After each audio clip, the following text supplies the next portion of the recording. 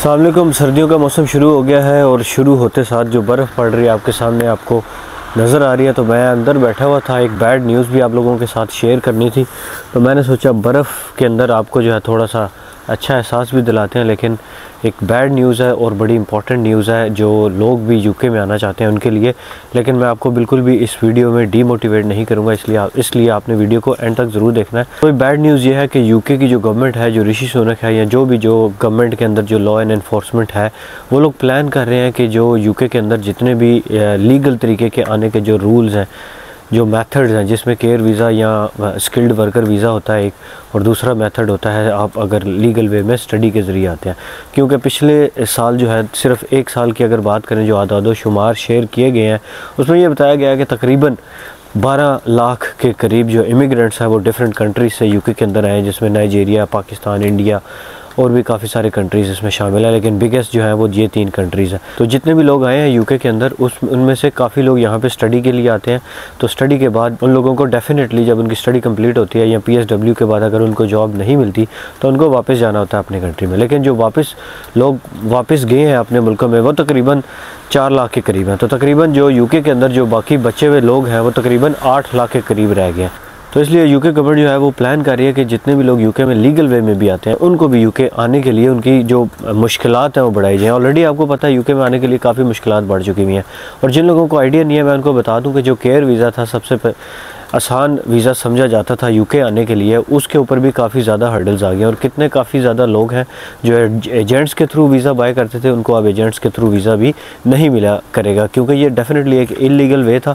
तो इस तरह से अब यूके के अंदर जो भी एजेंट्स ऑपरेट कर रहे थे उनके खिलाफ ऑलरेडी यूके गवर्नमेंट एक ऑपरेशन चला रही है और ऐसी कंपनीज जो ये वीज़ा सेल करती हैं उनके खिलाफ भी क्रैकडाउन शुरू हुआ है। लेकिन मैं आपको इसमें खुशखबरी ये भी बता दूँ कि जो लोग स्किल्ड वर्कर वीज़ा पे यूके में आते हैं, यानी आप केयर वीज़ा के अलावा किसी और वीज़ा के थ्रू यूके में आते हैं, ग्लोबल टैलेंट है या आप PhD के लिए आते हैं या डायरेक्ट जॉब आपको मिलती है, यानी यूके में जो किसी भी और आपको अकाउंटेंट है या आप डॉक्टर हैं या नर्स हैं या वो वाली आपको जॉब मिलती है और फिर आप यूके में आते हैं, तो फिर आपके लिए कोई हर्डल्स नहीं है, फिर स्टिल आप यूके में आ सकते हैं। उसके ऊपर कोई भी किसी किस्म की हर्डल्स अभी तक गवर्नमेंट ने नहीं लगाई। और जो स्टूडेंट वीज़ा है उसके बारे में मैं आपको बता दूं कि जो अभी न्यूज़ आ रही है उसके मुताबिक ये है कि जितने भी यूके में स्टूडेंट्स आते हैं, चाहे वो बैचलर्स पे आते थे या मास्टर्स पे आते थे, उनको एक ग्रेजुएट वीज़ा दिया जाता है जिसको ग्रेजुएट राउट कहते हैं। तो उस राउट के ऊपर भी पाबंदी लगाने का अभी से प्लान चल रहा है। तो इसका मतलब ये होगा कि आने वाले दिनों में जो भी लोग यूके के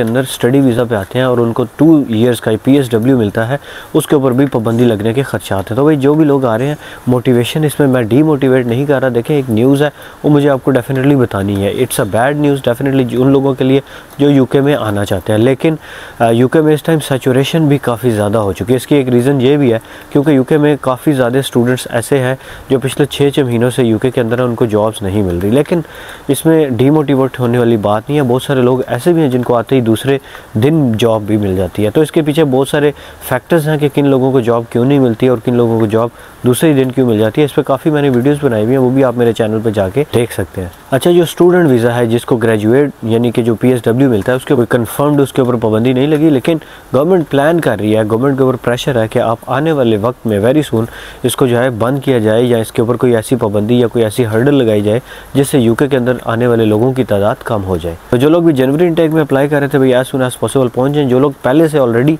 आ जाएंगे उनको तो डेफिनेटली वर्क वीज़ा मिलेगा, जिसको 2 ईयर्स का post study work visa PSW कहते हैं। डेफिनेटली अगर कोई बंदा इस पाबंदी या इस लॉ बनने से पहले आ जाएगा डेफिनेटली उसको मिलेगा। और जो लोग पुराने हैं उनको भी मिलेगा। फॉर एग्जांपल, अगर कोई बंदा बैचलर के ऊपर आया हुआ है और वो पहले से आया हुआ है, तो यहाँ आने के बाद जब अगर लॉ चेंज भी हो गया तो डेफिनेटली उसको फिर भी मिलेगा। लेकिन जो लोग लॉ चेंज होने के बाद आएंगे तो फिर डेफिनेटली उनको नहीं मिलेगा। और इसमें एक एडवाइस भी आप लोगों को देनी है, जो लोग एजेंट्स के थ्रू केयर वीज़ाज़ ले रहे हैं, भाई बहुत जो है ना इसमें फ्रॉड चल रहे हैं। तो आप मेरे ख्याल से अगर कोई इलीगल वे है तो उसको बिल्कुल भी फॉलो ना करें।